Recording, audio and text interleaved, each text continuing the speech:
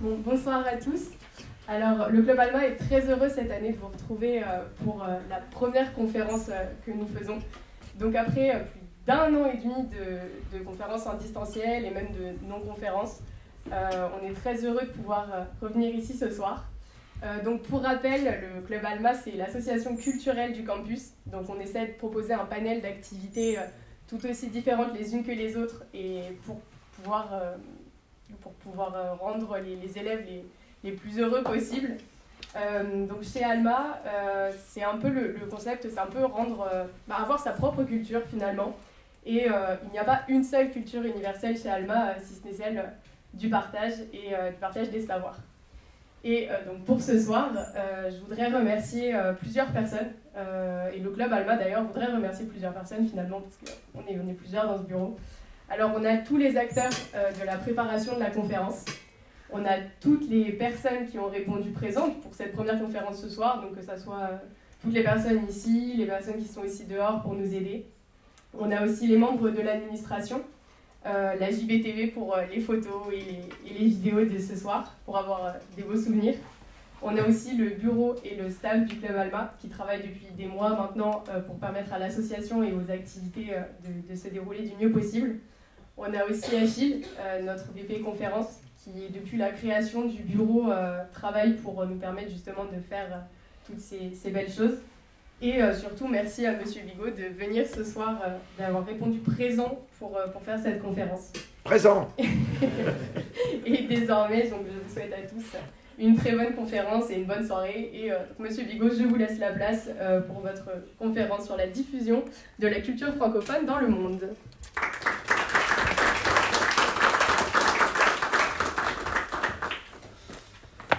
Bonsoir, merci beaucoup de m'accueillir.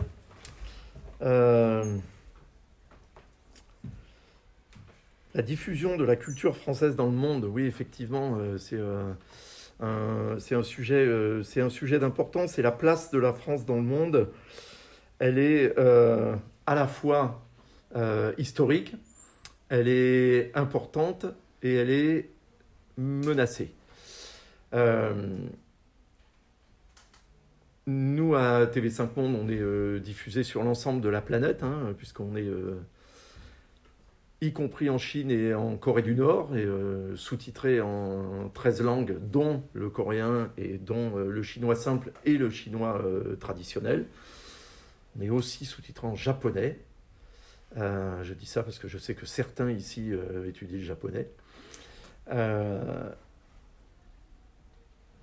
Et on est aux premières loges, effectivement, pour voir combien il y a partout dans le monde un désir de France, mais évidemment de l'idée de la France que se font les uns et les autres, qu'ils soient sur le continent américain, en Asie, en Europe, en Afrique ou ailleurs. La place de la France dans le monde, elle est historique. C'est le temps des colonies.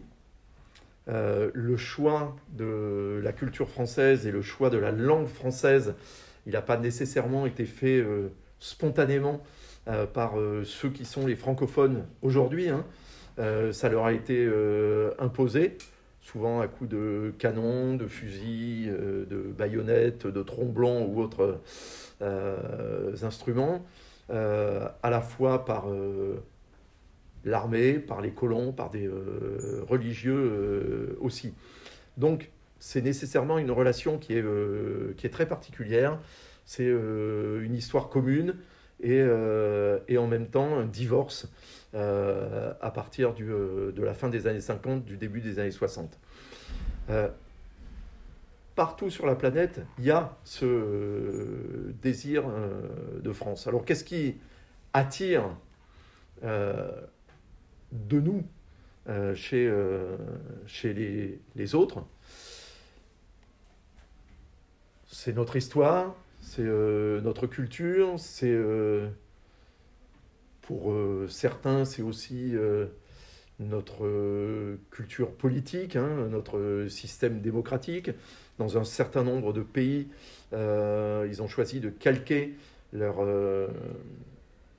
système parfois sociale ou simplement l'organisation de leur pays en le calquant sur celui de la France, qui est assez renommé et réputé pour sa qualité ou la qualité de la réflexion qui lui a donné naissance. Alors ça peut être extrêmement varié selon où on se trouve. Hein.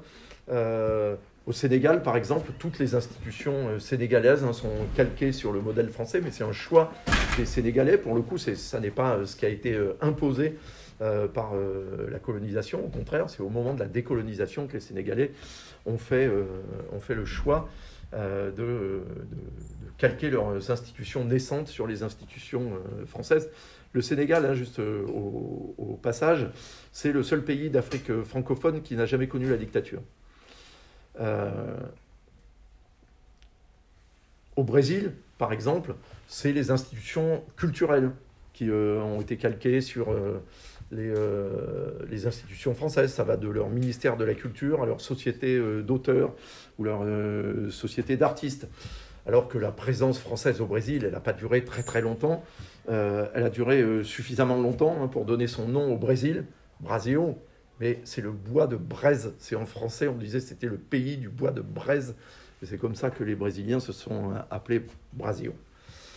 Donc c'est très différent. Et l'appétit de France, par exemple, il se signale aux États-Unis, dans les grandes écoles, notamment dans les Alliances françaises. Alors je dirige par ailleurs la Fondation des Alliances françaises, hein, donc c'est... comme ça que j'en ai des informations régulières et précises.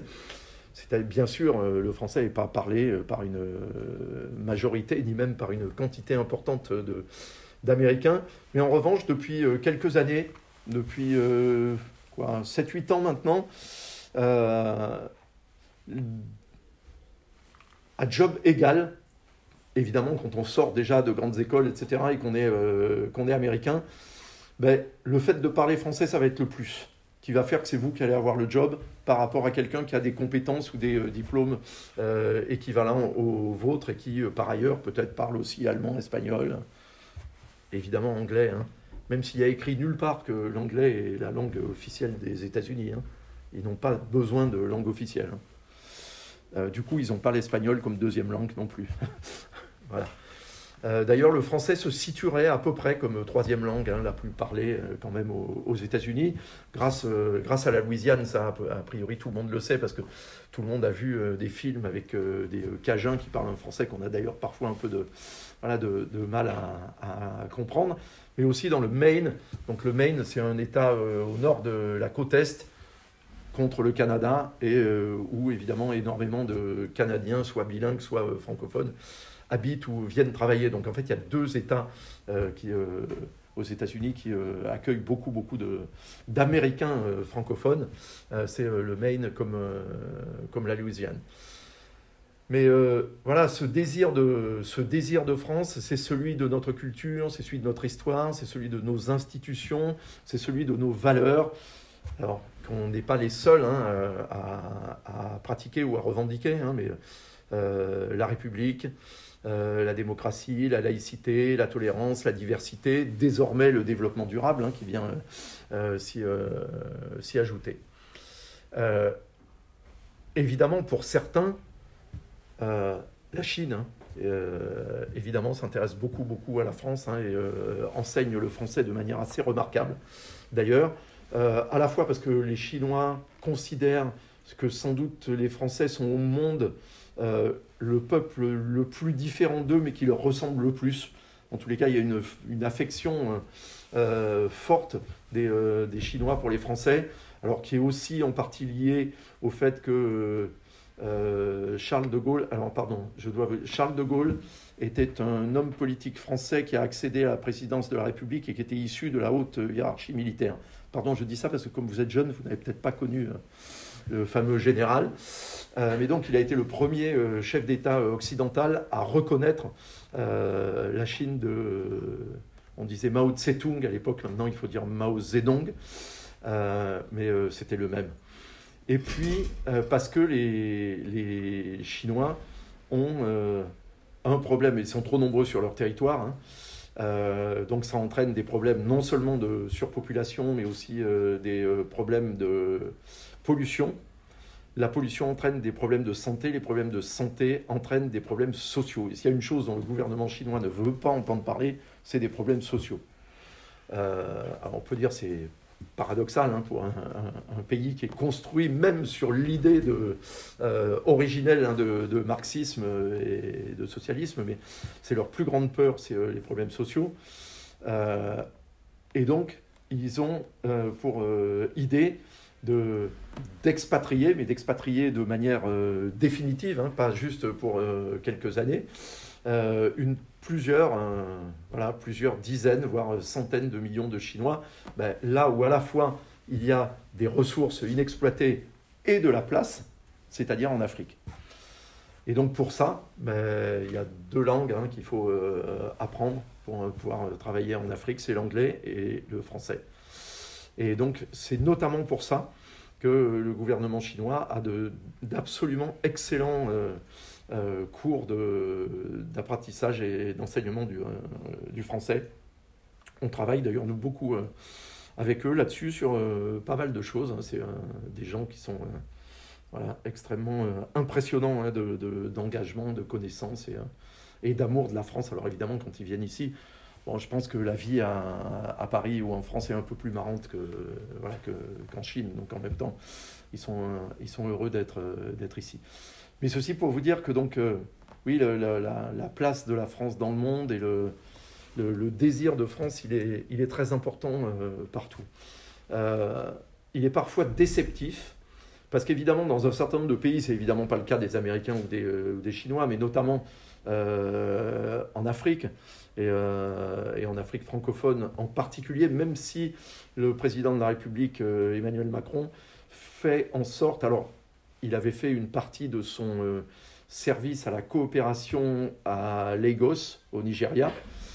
C'est pour ça que vous avez peut-être vu des images de lui il y a 2 ans maintenant, au Shrine, qui est l'endroit incroyable où était Fela, qui en avait fait son espèce de république indépendante du reste du Nigeria, et où on l'a vu d'ailleurs faire ce geste incroyable pour un président de la République française, où il fait le geste de Fela comme ça, qui était un geste révolutionnaire.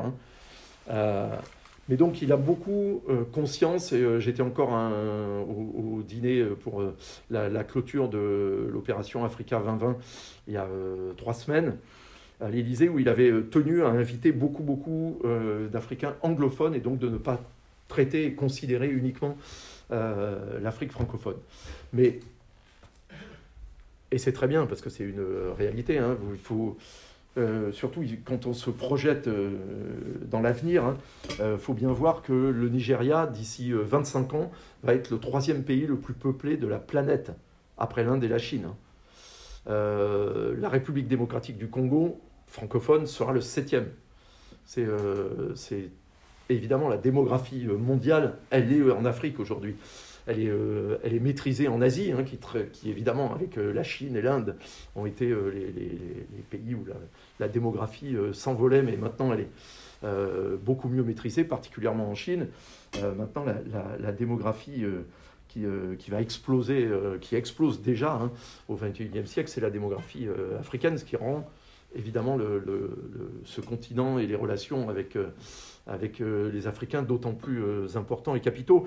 Et beaucoup en Afrique attendent de la France, et vous êtes certainement au courant un peu des difficultés économiques des pays européens, indépendamment de la pandémie qui évidemment vient à rajouter des difficultés supplémentaires, mais c'est un peu le moment où on demande le plus à la France des investissements et des partenariats, puisque les Africains nous disent qu'ils ne veulent plus entendre parler de développement, mais de partenariat, et à raison d'ailleurs, qu'en France, il n'y a plus de pognon, ou en tous les cas, il y en a beaucoup moins, et il n'y en a pas autant qu'il en faudrait. Et puis, donc parfois, cette attente de France peut être déçue ou décevante pour ceux qui seraient en demande.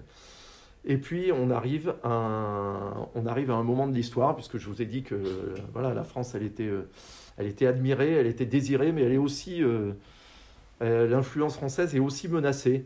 Et alors elle est menacée d'une part par la concurrence, hein, bien évidemment, parce que bon, on a été un des grands empires, hein, avec coloniaux, hein, avec les Britanniques, avec les Espagnols, avec plus en mineur, mais quand même les Portugais, un peu les Néerlandais aussi, les Allemands, les Italiens vraiment en beaucoup plus mineurs. Mais au moment des indépendances, c'est-à-dire en 1960, la France était la deuxième puissance mondiale derrière les États-Unis d'Amérique. Aujourd'hui, on était devenu, depuis un certain nombre d'années, la sixième. Alors ça reste pas mal, hein, mais enfin, c'est pas le même statut. On est redevenu la cinquième grâce au Brexit, là, depuis quelques mois. Mais devant nous, depuis 30 ans maintenant, il n'y a pas que les États-Unis, il y a la Chine, il y a le Japon et il y a l'Allemagne. Alors, d'autant plus depuis que l'Allemagne est réunifiée, hein, parce que évidemment il y a un effet global de la population. C'est plus on est nombreux, plus on produit. Hein. Donc évidemment l'Allemagne réunifiée, c'est 88 millions d'habitants versus 67 millions de Français et je crois 58 ou 60 millions de Britanniques. Bah, forcément ça donne une force, hein, dans un pays aussi industrialisé et puissant que l'Allemagne. Mais il y a aussi tout ce qui pousse derrière. Et évidemment, selon les études, et puis la pandémie est venue un peu bouleverser un peu ce palmarès. J'essaie de ne pas dire hit parade, qui est un mot étranger. Mais derrière, il y a le Mexique, il y a la Corée du Sud, il y a le Canada. Je vais dire, il y avait le Brésil, il y a la Russie, il y a l'Afrique du Sud. C'est-à-dire, il y a des pays derrière qui, sous 10, 15 ans, 20 ans, peuvent tout à fait nous passer devant et nous laisser à la limite du top 10. Hein. Donc, on est challengé. On le voit d'ailleurs sur le terrain. Hein. Aujourd'hui, y compris en Afrique francophone, il n'y a pas que les Français qui arrivons, qui sommes là, faites du commerce avec nous, travaillez avec nous, faites des partenariats avec nous. J'essaie de ne pas m'éloigner de vos micros. Hein. Mais il y a les Indiens qui sont là, très forts dans les télécoms, par exemple, très forts dans les feuilletons télévisés. Il y a les Brésiliens aussi qui sont très forts dans les telenovelas. La chaîne la plus regardée avec nous en Afrique francophone, hein, c'est une chaîne de telenovelas qui diffuse des programmes indiens, des programmes brésiliens et aussi les productions de ce qu'on appelle maintenant Nollywood, qui est par miroir avec Bollywood, hein, le cinéma indien, donc Hollywood, Bollywood en Inde et Nollywood au Nigeria, donc avec énormément de séries qui ont énormément de succès, voilà, produites au Nigeria. Sur le terrain, donc il y a des Indiens, il y a des Russes, il y a des Brésiliens, il y a évidemment des Anglais, il y a des Turcs aussi, beaucoup. Moi, si je suis coincé un jour en Afrique parce que l'avion d'Air France est sorti de la piste à Abidjan et qu'il faut le réparer, et que je ne peux pas repartir le jour même, souvent il y a un vol de Turkish Airlines qui est là. Alors ça m'oblige à passer soit par Ankara, soit par Francfort. Enfin, avec Turkish, je sais que je peux revenir en Europe et rallier Paris.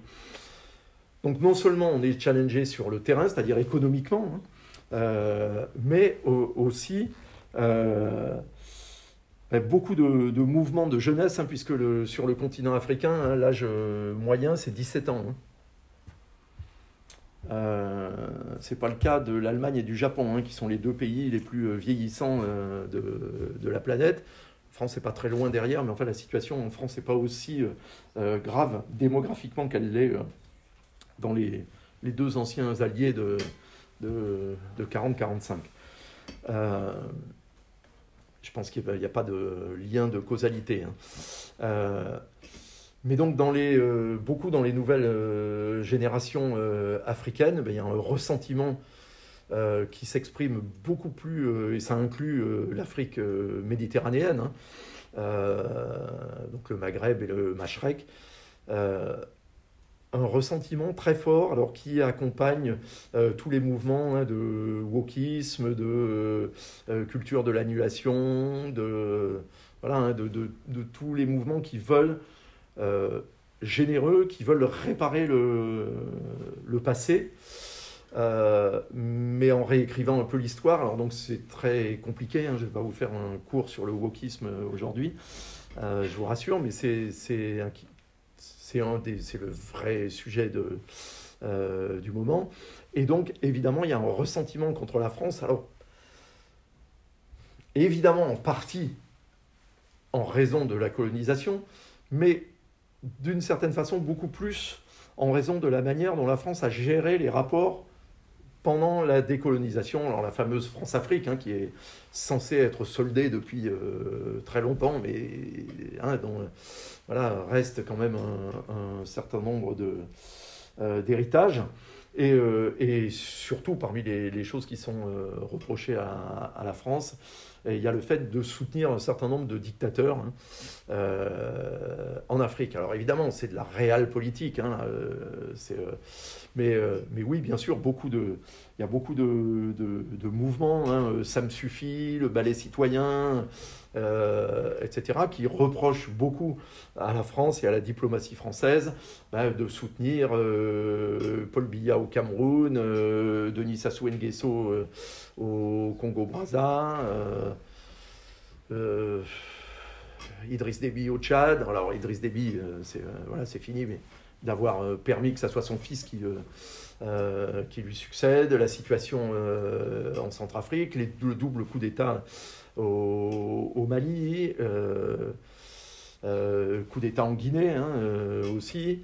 Donc voilà, on est à un moment où les relations deviennent difficiles entre la France et l'Afrique. Alors je vous dirais, on a une chance, et je ne sais pas si c'est un malheur, mais ça, c'est l'histoire qui le dira. On a une chance, c'est d'avoir un président de la République qui est, indépendamment de ce que chacun peut penser de lui et de sa politique, qui en tous les cas, vis-à-vis à la fois des relations avec l'Afrique et du mémoriel en général, est quelqu'un de très moderne et qui a une vraie vision du XXIe siècle, des rapports qu'on doit avoir avec ceux qui sont maintenant nos partenaires. Et pour ça, il a une approche très moderne, hein, Africa 2020, peut-être que c'était un peu élitiste, c'est vrai que ça n'a pas été aidé par la situation de confinement hein, et de pandémie, mais ça avait cet intérêt, c'était de dire on considère les diasporas et on veut faire découvrir aux Français l'Afrique, découvrir la part africaine de la France. C'est-à-dire il la reconnaît comme étant constituante désormais en raison de notre histoire, de nous-mêmes, de qui nous sommes, de notre nation. Et ça, c'est un discours qui est extrêmement nouveau, quand même. Hein. Jamais, alors peut-être que des historiens, des philosophes hein, en ont parlé, mais jamais un président de la République ou l'État français ne s'est positionné comme ça. Alors évidemment, le problème, c'est que dès qu'on se lance dans ce type de discours et de considération, on se fait flinguer des deux côtés. C'est d'ailleurs le problème de Macron, c'est que comme il est au centre, c'est comme ça, c'est ça flingue à droite, ça flingue à gauche. Et là, en l'occurrence, il y a tout un tas de gens qui crient au scandale en disant « mais c'est absolument incroyable et intolérable, la France n'a pas à s'excuser, c'est invraisemblable ce que vous êtes allé faire, dire que la colonisation était un crime contre l'humanité à Alger, c'est insensé qu'un président français ose dire ça, etc. » Donc, attaqué sur la droite par les gens qui disent on n'a pas à s'excuser, et on est la France et donc on fait ce qu'on veut, et puis attaqué sur la gauche en disant vous n'en faites pas assez. C'est-à-dire que ça ne suffit pas d'avoir un discours mémoriel. Vous avez l'exemple là, sur la commémoration qu'on vient d'avoir hein, des assassinats d'Algériens lors de la grande manifestation de 1961. On a ça. C'est-à-dire que jamais un président de la République n'en a dit autant, n'a reconnu comme ça ça, mais ben, beaucoup lui reprochent de ne pas en faire assez. Alors en même temps, ce qui est sa stratégie et la phrase qu'il utilise toujours, c'est très compliqué. Voilà. Je ne vais pas vous en faire plus sur ce sujet-là, mais c'est juste vous dire que c'est pour ça qu'aujourd'hui, la place de la France dans le monde, voilà, elle est bousculée et elle est un peu menacée à la fois par la concurrence et à la fois par les mouvements autour du wokisme et des questions de réparation de l'histoire, etc. Parce que la vérité, c'est qu'on ne pourra jamais réparer la colonisation. Ça n'existe pas. Les Allemands ont voulu en Namibie, hein, où ils avaient commis aussi des crimes épouvantables. Ils ont donné beaucoup d'argent, hein, je ne sais plus combien de centaines de millions de Deutschmark. Mais je veux dire, des vies humaines, ça n'a pas de prix. Donc ils peuvent donner tout l'argent qu'ils veulent, ça ne résoudra pas le problème. Ça montre qu'ils prennent le problème en considération. C'est comme les Canadiens avec les autochtones, d'ailleurs, ce que les Américains refusent absolument de faire. Mais les Canadiens, Justin Trudeau a officiellement présenté ses excuses auprès des populations autochtones. C'était la première fois qu'un Premier ministre canadien le faisait aussi officiellement. Les Américains, eux, ne le font pas. Du tout, alors que l'Amérique du Nord, elle a quand même été construite à la fois sur un génocide initial et sur l'esclavage. Donc c'est lourd, hein, comme héritage et comme charge mentale et historique. Mais voilà, donc la France, elle est dans cette situation très ambivalente de à la fois faire rêver et d'un côté, et puis d'être challengé par des nouveaux challengers sur le terrain, et puis aussi remise en question pour sa manière de gérer son histoire et ses relations avec ceux à qui on est allé quand même dire la plus grande connerie de l'histoire de la planète, qui est vos ancêtres sont gaulois, quoi. Parce que je ne sais pas qui a pu conceptualiser ça, mais ça n'a absolument aucun sens. Je veux dire, les Britanniques avaient le bon goût de ne jamais avoir conceptualisé un truc comme ça, quoi. Ils ne expliquaient pas vos ancêtres étaient des Celtes ou des Vikings. C'était pas le cas. Donc voilà. Après, la francophonie, ce qui n'est pas la même chose que la France, hein, aujourd'hui, c'est notre avenir. Pourquoi ? Parce que, alors d'abord, le rapport de Jacques Attali.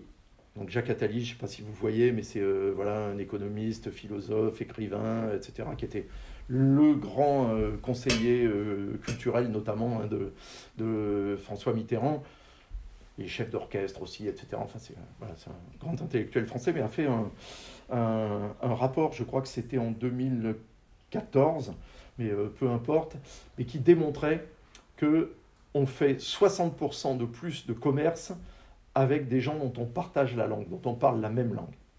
Et ça, qu'est-ce que ça nous dit ? Ça nous dit que pour vous, et pour vos enfants futurs, c'est la garantie qu'ils auront de l'emploi.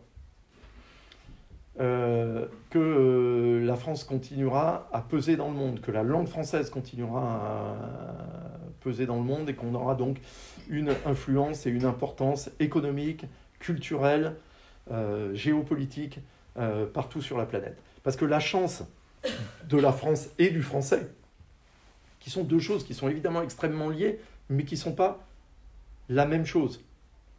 La France aujourd'hui, elle ne se superpose plus aux Français. Oui, tous les Français parlent français. C'est d'ailleurs une spécificité en francophonie. On est quasiment le seul pays francophone au monde qui n'a qu'une seule langue.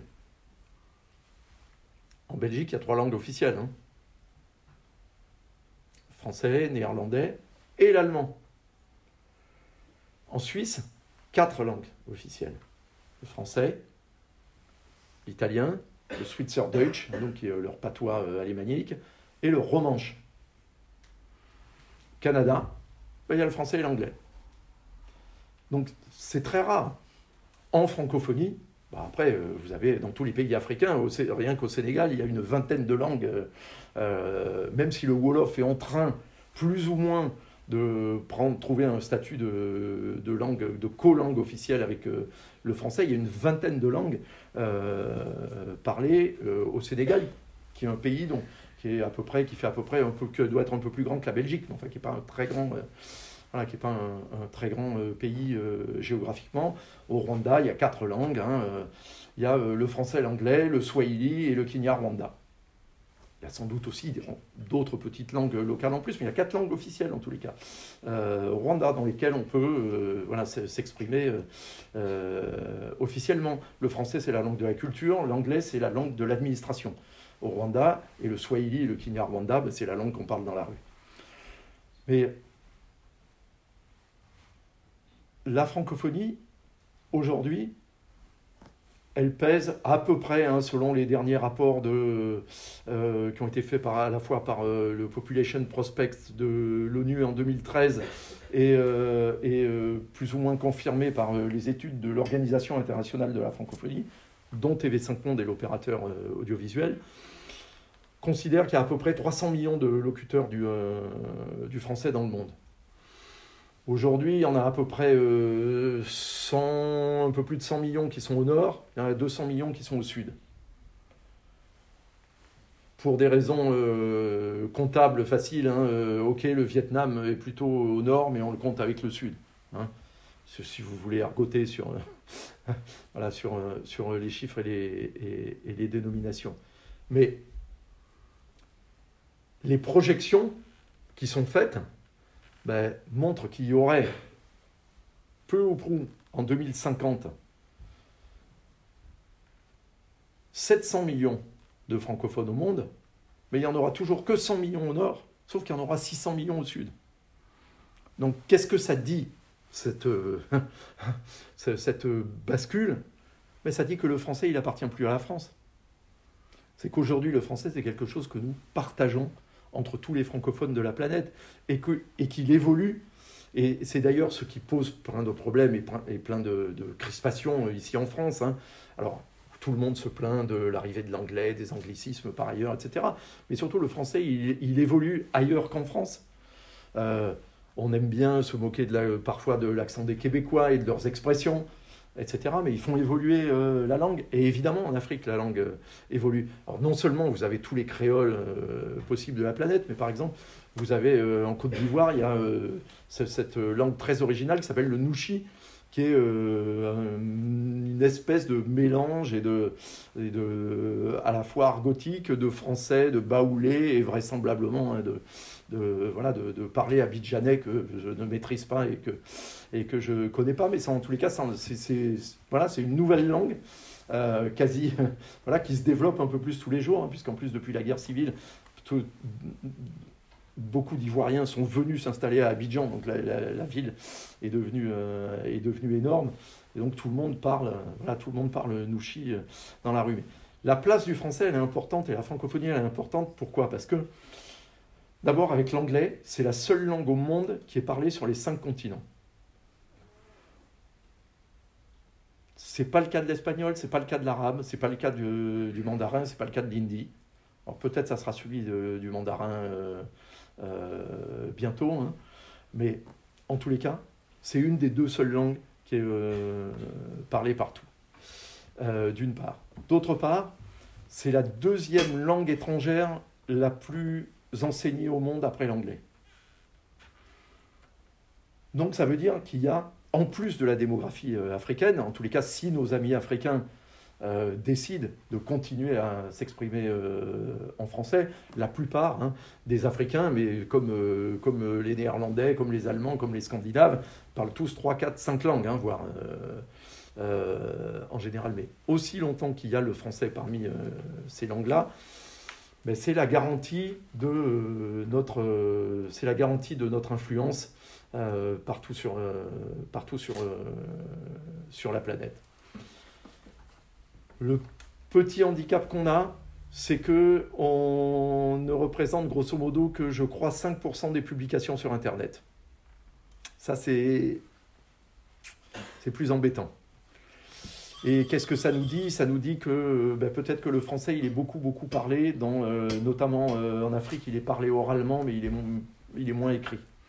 Et que donc, du coup, il y a moins cette traduction de l'univers, on va dire, historique, traditionnel, dans l'univers numérique.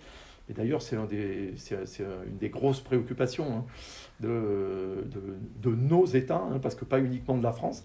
Je peux vous dire, nous, donc, on est à TV5 Monde, on est financé et on représente à la fois la France, le Canada, le Québec, indépendamment du Canada, la Confédération suisse et la Fédération Wallonie-Bruxelles, c'est-à-dire la moitié francophone de la Belgique.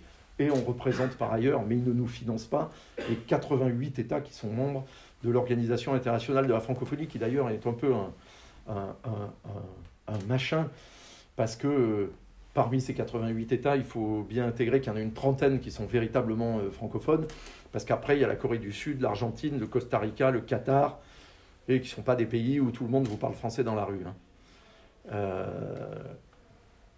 Mais néanmoins, il y a l'Égypte aussi. Et d'ailleurs, c'est intéressant parce que l'Égypte, comme le Maroc, ont décidé tous les deux, il y a 3 ans, de rendre de nouveau l'apprentissage du français obligatoire. Alors c'est un peu leur appartenance à cette organisation qui le veut, mais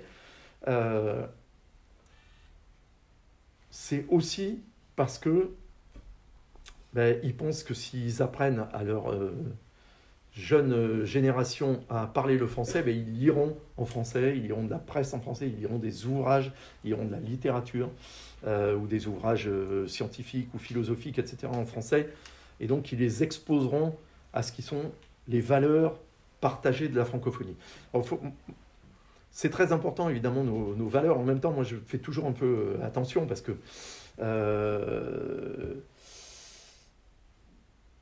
le français n'est pas une langue supérieure par rapport à l'anglais, par rapport à l'allemand, par rapport à l'espagnol. Et c'est pas parce que c'est en français qu'on est plus intelligent et on n'est pas les seuls à avoir à la fois inventé, pensé, codifié toutes les questions de démocratie, de droits de l'homme, etc. Mais on l'a fait aussi, et on l'a fait en français, et en tous les cas, on fait partie de ceux qui le font. Penser qu'on serait les seuls et qu'on est supérieur, c'est en général comme ça qu'on se trompe. C'est chaque fois qu'on pense qu'on est meilleur que les autres, normalement il y a l'échec qui se profile là.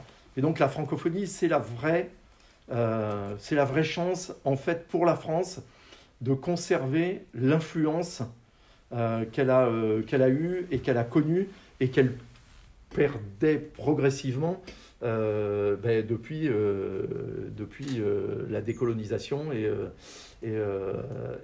les indépendances africaines. Donc c'est la Guinée, le premier pays qui a pris son indépendance. Ça devait être en fin 1959 si ma mémoire est bonne. Et les autres c'était entre 60 et 62. On va dire que progressivement ils ont ils ont accédé à l'indépendance. Et donc on est vraiment à un tournant qui est très intéressant, qui est comme tous les tournants, c'est toujours un peu dangereux, parce que si on y rentre trop vite, parfois on a des problèmes au freinage et on peut déraper. Si on y rentre trop lentement, on se fait dépasser par tout le monde en sortie de virage au moment de la réaccélération. Mais on a un moment effectivement important de l'histoire pour la place de la France dans le monde et de son influence. D'autant qu'on est rentré maintenant dans le monde.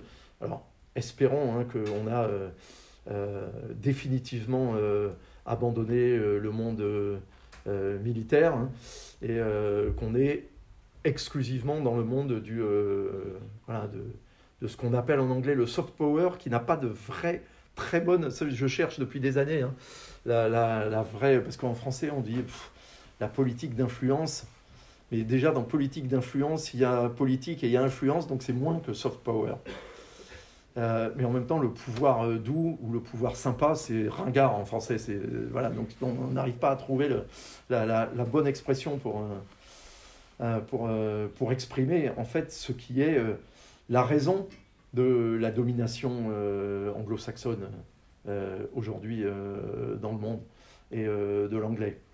c'est que ça passe par la... Alors, c'est la langue de la technologie aussi. Puis c'est la langue des jeux vidéo. Mais, donc c'est très important, évidemment, hein, parce que vous allez vous servir d'un smartphone, justement. Si vous ne parlez pas anglais, c'est déjà tout de suite un peu compliqué. Les jeux vidéo, je ne vous en parle même pas. Mais, en fait, ça remonte. Avec quoi les Américains et les Britanniques, sur leur porte-bagages, ont conquis le monde. C'est avec leur culture. Il ne faut pas se raconter d'histoire. C'est Hollywood, c'est le jazz et c'est le rock, c'est les Beatles, c'est Michael Jackson. C'est comme ça qu'ils ont conquis le monde, comme d'ailleurs la France l'avait fait au XVIIIe et au XIXe siècle, hein, avec nos écrivains, nos philosophes, etc. Mais on a basculé dans le monde américain en même temps que la puissance économique américaine et militaire, hein, avec les deux guerres mondiales, ont pris le pas sur les puissances européennes, qui sont donc maintenant un peu les puissances du passé. Mais là où les Américains ont été très forts et très malins, c'est qu'ils ont amené, en même temps que leur puissance économique et que leur puissance militaire, ils ont amené une culture dont tout le monde rêvait, qui a fait rêver tout le monde et que tout le monde a voulu. Si vous vous demandez, parce que comme vous êtes tous très jeunes, mais si vous vous demandez pourquoi quand Johnny Hallyday est mort, ça a été un tel événement et les gens ont été tellement bouleversés, etc. Mais c'est parce que Johnny représentait l'Amérique en France. Déjà son nom, son vrai nom, il était belge, hein, il s'appelle Jean-Philippe Smet, ça veut dire forgeron en néerlandais, hein, Smet. Mais il représentait l'Amérique, et l'Amérique, ça, dans l'imaginaire des années 50, des années 60 et même 70, en France et en Europe, l'Amérique, c'est quoi? C'est la liberté. Voilà. C'est la liberté qu'on n'avait pas ici, et la culture de la jeunesse.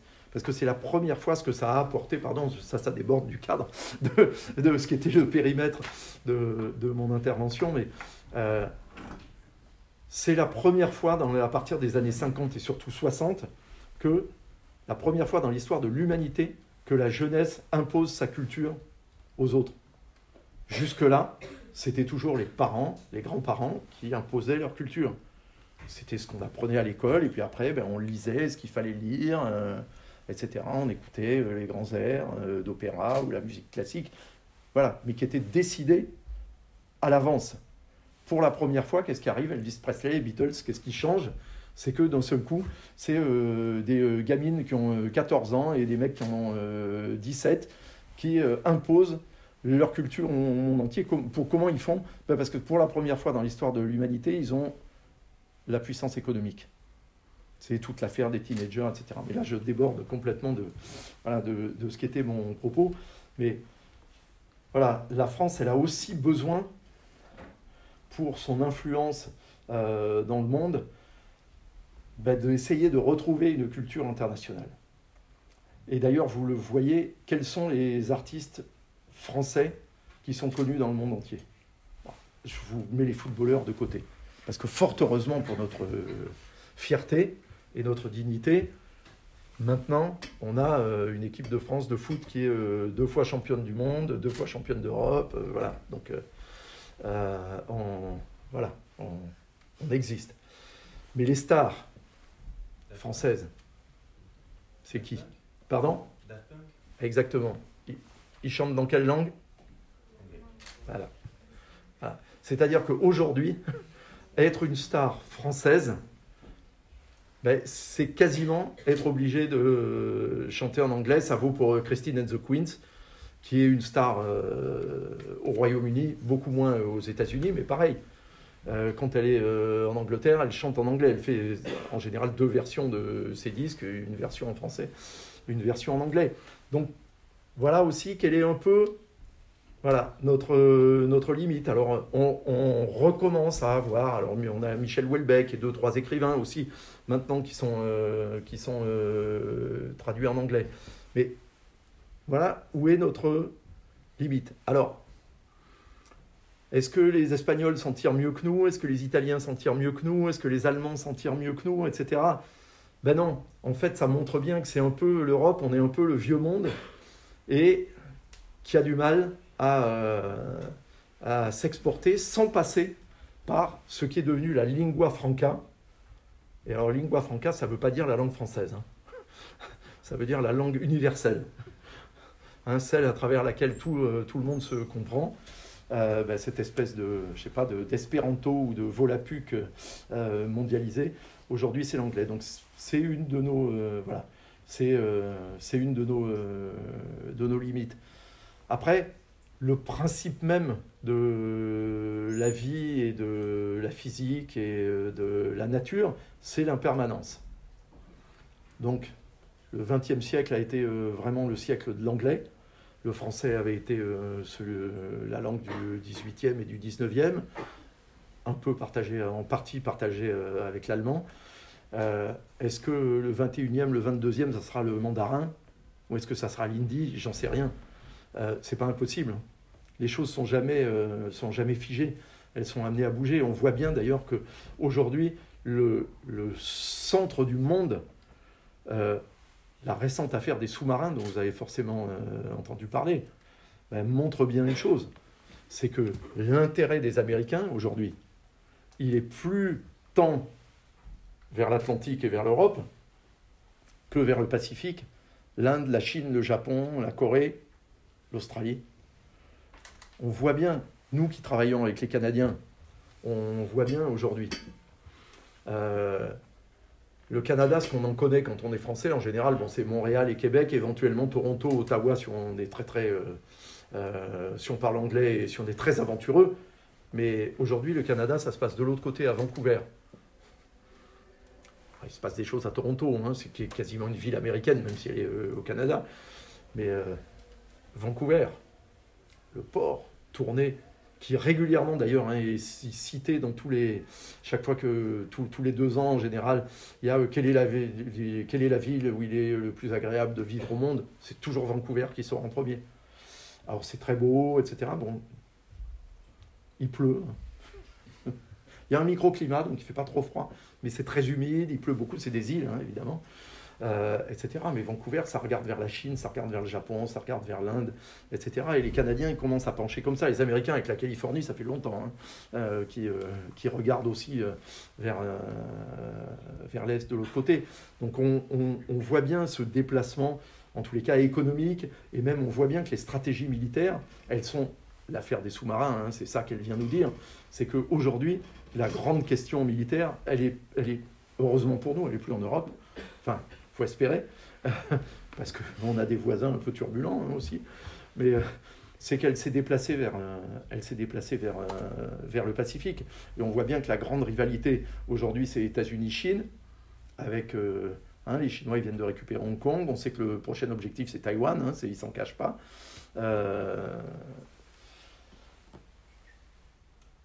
Et qu'à l'Inde. Parce que les Indiens, ils ont décidé une chose, c'est qu'ils ont un retard faramineux en termes de développement. Et donc, ils ne comptent pas rattraper ce retard parce qu'ils savent qu'ils n'y arriveront pas. Donc, qu'est-ce qu'ils ont déjà décidé?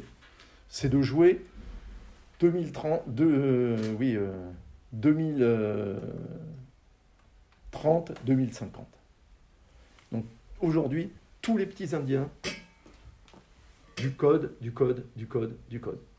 Ils font rien d'autre. On leur apprend que ça. Du code. Et ils disent, on aura 1,4 milliard de codeurs. Et entre 2030 et 2050, notre but, c'est de rattraper la Chine et de challenger les États-Unis.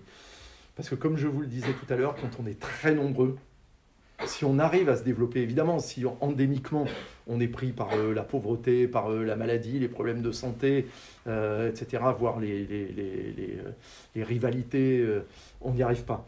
Mais à partir du moment où on se développe, quand on est nombreux, eh bien forcément on gagne. Parce que ça donne une puissance industrielle, une puissance économique absolument incroyable, juste par le nombre, parce qu'on peut produire tellement. Et donc, la Chine et l'Inde, c'est là que va se trouver un peu l'avenir de la planète. Alors, je dois vous dire un truc, j'avais préparé vous voyez, j'avais travaillé, hein. J'avais préparé des trucs pour vous, j'ai pas dit un mot de ce qu'il y avait là-dedans. J'ai tout improvisé. Donc, Je pense que le plus cool maintenant, c'est si vous avez des questions et si on fait un peu de questions-réponses, c'est un peu plus cool et un peu plus vivant, non? Qu'est-ce que vous en pensez? Il faut un micro pour ça? C'est ça? Pour ceux qui veulent parler. Ouais, bien sûr, bien sûr. Pour vous, si vous en avez. Ouais. Ah, merci, parce que le plus dur, c'est toujours la première question. Je sais pas si ça marche. Allô? Oui. C'est peut-être une question qui fâche, mais vous parlez d'atteinte à la culture française, et du coup c'est plus par rapport à ce qui est arrivé à Télé 5 Monde en 2015 face à la cyberattaque. Et vous pensez qu'il y a une atteinte directe à la chaîne ou plus à la culture française? C'était pour avoir votre avis là-dessus. J'aimerais le savoir, pour vous dire la vérité. Bien entendu, alors pour ceux qui ne le sauraient pas, hein, ah. Comme ça là vous m'entendez, ouais, là je m'entends donc vous m'entendez forcément. Oui, donc pour ceux qui ne le sauraient pas, le 8 avril 2015, sur le coup de 20h40 à l'heure de Paris, TV5 Monde a subi la plus forte cyberattaque qui est encore à ce jour subie un média, puisque dans la même seconde, nos 12 chaînes sont passées en écran noir, donc partout sur la planète, puisqu'on est diffusé absolument partout, y compris en Corée du Nord, en Chine, à Singapour et au Soudan du Sud, et à Cuba. Le seul pays où on n'est pas officiellement diffusé, c'est la Malaisie, mais en fait, voilà, les satellites arrosent quand même, mais le gouvernement malaisien n'accueille pas notre chaîne. Donc évidemment, c'est un moment de sidération. Je pourrais vous raconter, j'ai été amené à faire des conférences à Ottawa, à Berlin, à Lucerne en Suisse, à Londres, etc. sur ce sujet, mais surtout ce qui s'est passé, c'est que donc les 7 forces de police françaises ont travaillé ensemble pour la première fois sur une question cyber. Donc j'allais régulièrement, toutes les semaines, à un briefing pour voilà, qu'ils me disent où en était l'enquête, etc. Au bout de 2 ans d'enquête, 4 questions étaient posées. On a eu des réponses à 2, et il y en a 2 autres dont je pense que nous n'aurons jamais vraiment la réponse. La première question, c'était qui nous a attaqués? Ça, on sait, c'est un groupe de hackers russes qui répond au nom de Poundstorm ou APT28, ou ils avaient même un troisième nom, Fancyber, dont on a beaucoup entendu parler par la suite parce qu'ils ont fait aussi beaucoup d'autres attaques, notamment aux États-Unis, le ministère de la Défense italien, enfin voilà. Donc on sait, c'est ce groupe de hackers russes qui nous a attaqués. Après, pourquoi et dans quel but? On n'en sait rien. Évidemment, les enquêteurs, donc la police française, n'ont pas pu se rendre en Russie pour enquêter. Ils n'allaient pas passer des menottes à des gens derrière un ordinateur en Russie. Ça, c'était évidemment pas envisageable. Donc, il y a eu beaucoup de spéculations là-dessus, et très franchement, on ne sait toujours pas, nous, quelle hypothèse privilégier. Est-ce que c'était nous qui étions attaqués parce qu'on était la chaîne de la culture francophone dans le monde? Je ne suis pas sûr. Parce que s'ils avaient voulu vraiment faire un truc contre la France, ils attaquaient TF1. Hein. Ça aurait fait beaucoup plus en France, sensation, que de nous attaquer nous. Il y a eu un documentaire qui a été réalisé par les équipes de Al Jazeera sur notre attaque, et qui, eux, disent que c'est les Russes qui auraient fait ça pour faire plaisir à Saddam Hussein, etc. Mais Saddam Hussein étant l'adversaire de Al Jazeera, nous, on ne croit pas beaucoup à cette hypothèse parce qu'elle les arrange trop. Alors Saddam Hussein nous connaît, parce que quand David Pujadas a voulu interviewer Saddam Hussein, il l'a fait d'ailleurs, pour le journal de 20h de France 2, sa rédactrice en chef, Agnès Varamian, m'a appelé en me disant, écoute, je t'appelle pour un truc un peu particulier. C'est donc on a fait avec David une demande d'interview à Saddam Hussein, mais il dit, ok, je veux bien parler à France 2, mais à une condition, c'est que mon interview soit reprise dans le monde entier par TV5 Monde. Donc ça, on sait que lui nous connaît. Que pour autant, ça soit ça la raison pour laquelle on a été attaqué, on n'y croit pas trop. D'une certaine façon, l'hypothèse qui me paraît la plus plausible, mais je n'ai aucune idée de savoir si c'est la bonne, c'est que, en fait, si c'est nous qui avons été ciblés, c'est peut-être parce que ce groupe voulait faire une action pour montrer ce qu'il était capable de faire. C'est-à-dire d'une certaine façon pour faire sa pub. Pour dire, regardez, faites appel à nous, nous on est capable de faire tomber dans la même seconde une chaîne de télévision dans les 197 pays reconnus par l'ONU. Ça aurait du sens. Je ne sais pas si c'est la vérité.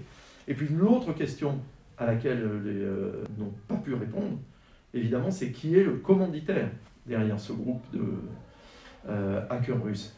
Alors évidemment, moi quand je parle de ça aux Américains, ils rigolent et ils disent, ah ben, d'après toi, qu'est-ce qui donne les moyens et qui permet à des hackers russes de faire ça? Ok, peut-être, mais on ne peut pas le démontrer. Et comme on ne peut pas le démontrer, on ne peut pas l'affirmer, on ne peut pas le dire. Non, on ne peut pas le confirmer, je pense qu'on ne saura jamais.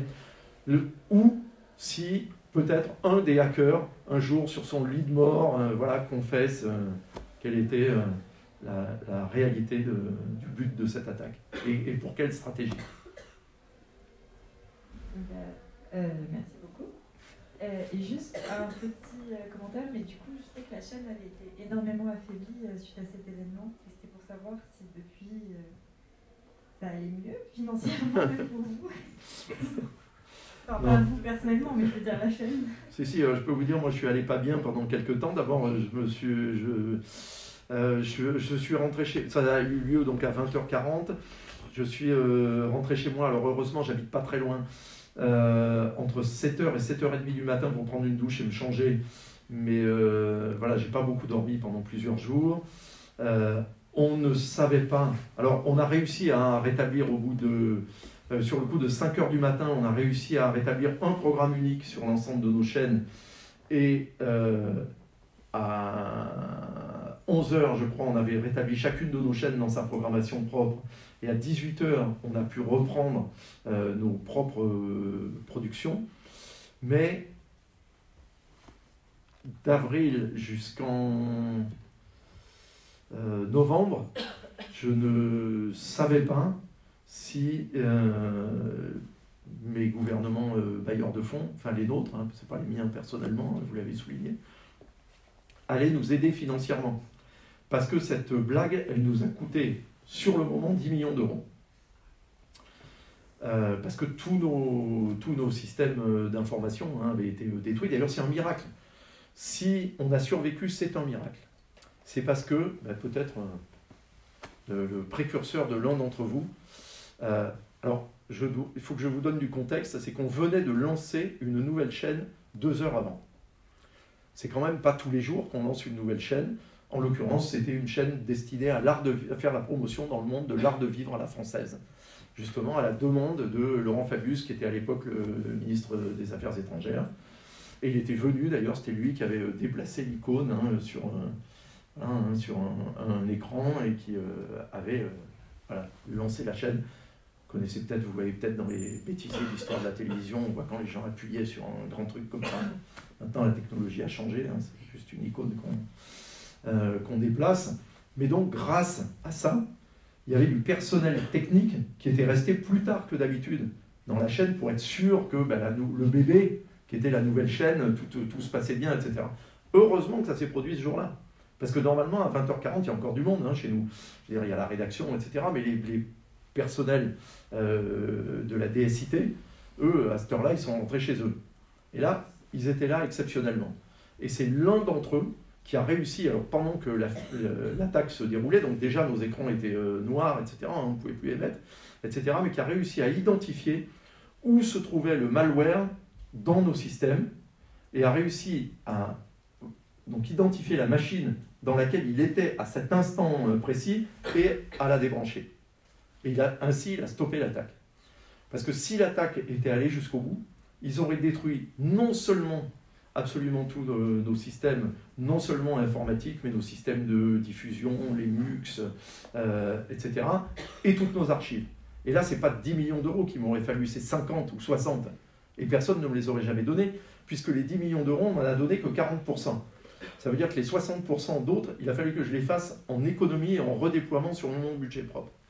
Et ça nous coûte, depuis, 3 millions chaque année, plus 6 ingénieurs que j'ai dû engager, qui en permanence, jour et nuit, 24 heures sur 24, 365 jours par an, 366 les années bissextiles, surveillent la totalité de nos systèmes et sont en liaison avec leurs homologues qui sont chez Airbus, parce que c'est Airbus qui assure la cybersécurité de la France. Ils ne sont pas que avionneurs maintenant. Et donc en permanence, et s'ils voient quelque chose à l'intérieur de nos systèmes, évidemment, ils s'appellent tout de suite en disant « mais est-ce que c'est vous qui faites une manœuvre ou est-ce que c'est quelque chose d'exogène, donc est-ce que vous êtes en train de subir une attaque ?» Mais donc aujourd'hui, alors merci de vous inquiéter pour nous, aujourd'hui la chaîne va très bien, on a été traumatisés, hein, je ne vous cache pas, parce que pendant des mois, on ne savait pas si on s'en remettrait, hein, et moi j'avais tout mon personnel, hein, on est un peu plus de 400 qui ne savaient pas s'ils allaient garder un job, s'ils allaient garder une chaîne, si on allait s'en remettre, etc. Mais au bout de, on va dire à la fin de l'année, on était rassurés et tout est reparti très normalement depuis. Et évidemment, on a ça en tête en permanence. Merci beaucoup. Une autre question, je crois qu'il y avait des mains qui s'étaient levées d'abord.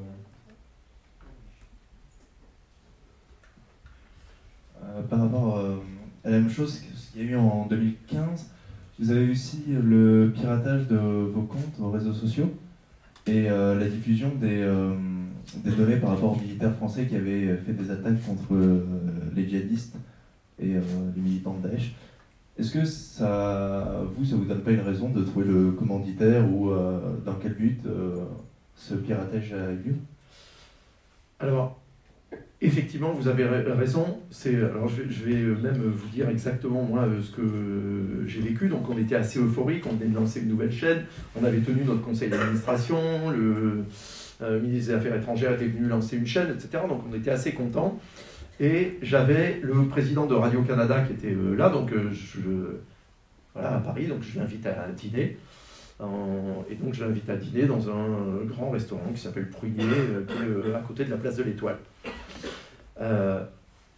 Et donc on est au resto, quand d'un seul coup mes deux téléphones se mettent à vibrer, à sonner dans tous les sens, etc. Mais c'est-à-dire ils deviennent fous comme c'est jamais arrivé. Et je vois très très vite, alors d'abord on me dit reviens d'urgence, on est en écran noir.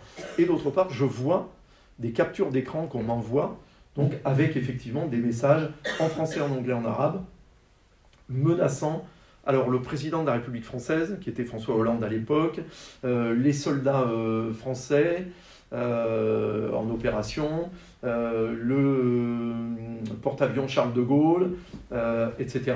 Et effectivement, vous l'avez dit, des documents nous disant que en fait c'était les cartes d'identité, etc., de soldats français qui allaient être menacés, etc. Alors, ce que l'enquête a montré, d'ailleurs, alors, évidemment, les politiques s'en sont mêlés, hein, comme vous imaginez. Donc, le lendemain matin, après que je sois revenu douché et dans des vêtements propres, immédiatement, on déboulait dans mon bureau Laurent Fabius, me disant « Décidément, je ne vous quitte plus ». À quoi je lui ai dit « Ouais, c'était plus sympa hier ». Fleur Pellerin, qui à l'époque était ministre de la Culture, et Bernard Cazeneuve, qui était ministre de l'Intérieur, qui arrivent tous les trois, qu'est-ce qui se passe, on attaque la France, on attaque nos valeurs, etc., on fait des trucs de politique à la fois. Pour nous, c'était très rassurant et très sympathique qu'ils soient là et qu'ils nous apportent notre soutien, et qu'on ne se sente pas seul. Hein. Et de notre côté, ils ont fait ce que font les politiques, c'est-à-dire qu'eux, tout de suite, c'était...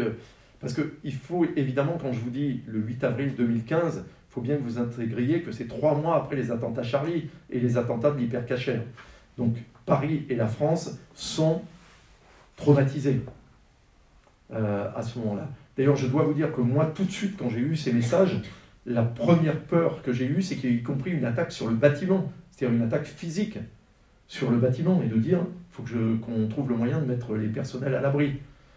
D'autant qu'on a un moyen de s'enfermer dans TV5 avec des portes blindées, etc. Mais il n'y a que moi qui ai le bip qui peut permettre de le faire, et il est scellé sous mon bureau. Donc il fallait vite que je revienne pour éventuellement nous barricader à l'intérieur s'il n'était pas trop tard déjà, parce que je ne savais pas du tout, on ne savait pas ce qui se passait en réalité. Mais donc, très vite, on a été dès 8 h du matin, on avait en plus donc, des ministres, on avait les équipes de l'ANSSI. Donc je ne sais pas si certains d'entre vous savent ce que c'est que l'ANSSI, donc c'est l'Agence nationale des systèmes d'information. Voilà, qui sont un service qui dépend du Premier ministre, qui est installé aux Invalides, et donc qui était là immédiatement. Et la première chose qu'ils nous ont dit surtout communiquer sur les faits, mais ne spéculer sur rien. Et on leur a dit oui, mais les messages. On dit écoutez, nous on va enquêter, mais contentez-vous de parler des faits, surtout, voilà, n'attaquez personne, ne dites rien, ce dont je me suis aimé. Il était question que je vous parle de journalisme aussi, donc c'est mon métier, donc moi de toute façon tant que les choses ne sont pas vérifiées 1 fois, 2 fois, 3 fois, on ne dit pas, on ne spécule pas, on travaille, on enquête. Mais très rapidement, effectivement, il s'est avéré que ces messages n'émanaient pas du tout de Daesh, contrairement à ce qu'ils disaient eux-mêmes, mais que justement ils avaient été envoyés par les attaquants russes pour brouiller les pistes. Et l'ANSSI nous avait dit, ça c'est normal, c'est toujours comme ça. L'attaquant, il n'a pas envie qu'on remonte et qu'on retrace et qu'on remonte jusqu'à lui. Donc son intérêt, c'est d'envoyer sur des fausses pistes pour gagner du temps et avoir le temps d'effacer ses traces. Mais j'avais des ministres qui évidemment ont fait une conférence de presse, parce qu'en sortant, il y avait devant TV5 Monde, alors on a un peu c'est pas un parvis, mais un trottoir assez large, devant chez nous, il y avait à peu près 200 journalistes. Déjà pendant la nuit, je dois vous dire qu'avec mes équipes, pendant qu'on cherchait désespérément à comment revenir à l'antenne, on a fait ça sous les caméras, devant les micros de confrères. Donc on a fait tout ça, était totalement transparent, mais sous le regard de toute la presse française. Et le lendemain matin, il y avait 200 journalistes, il y avait la BBC, il y avait la télé chinoise, il y avait les Allemands, il y avait des Australiens, il y avait des Japonais, Et quand les ministres sortent, qu'est-ce qu'ils font? Ils improvisent une petite conférence de presse, et dans laquelle ils disent « Un nouvel attentat de Daesh contre les valeurs françaises, la démocratie. » C'est des politiques, ok, c'est leur métier. Merci, ça ne nous aide pas toujours. Hein, mais voilà, battons le fer tant qu'il est chaud. Mais il a été très vite démontré, effectivement, que ça n'avait rien à voir avec Daesh et que les pistes remontaient à des hackers russes, et notamment parce qu'on a pu découvrir, enfin l'ANSSI a pu découvrir que, notamment, le code avait été fait en alphabet cyrillique. Et qu'en plus, l'horaire 20h40 était un horaire auquel, chaque fois qu'il y avait des attaques qui venaient de Russie, ça se passait à peu près dans ce créneau horaire. Et après, ils ont identifié leur méthode, etc., de manière formelle. Et donc, ça n'était absolument pas Daesh, etc. J'ai réussi, d'ailleurs, j'ai eu un coup de bol, parce que vous savez qu'on ne peut pas joindre Facebook. Ils n'ont pas de numéro de téléphone. Mais il se trouve que leur bureau était en face des nôtres. Et que donc, je voyais au restaurant leur patron régulièrement, et qu'on avait échangé nos numéros de portable. Et donc je l'ai appelé à 11h du soir sur son numéro de portable, lui disant: est-ce que vous pouvez faire quelque chose pour effacer ces messages donc, de Facebook, etc. Et il m'a dit: mais bien sûr, on fait ça. 5 minutes après, c'était parti, comme quoi c'est possible.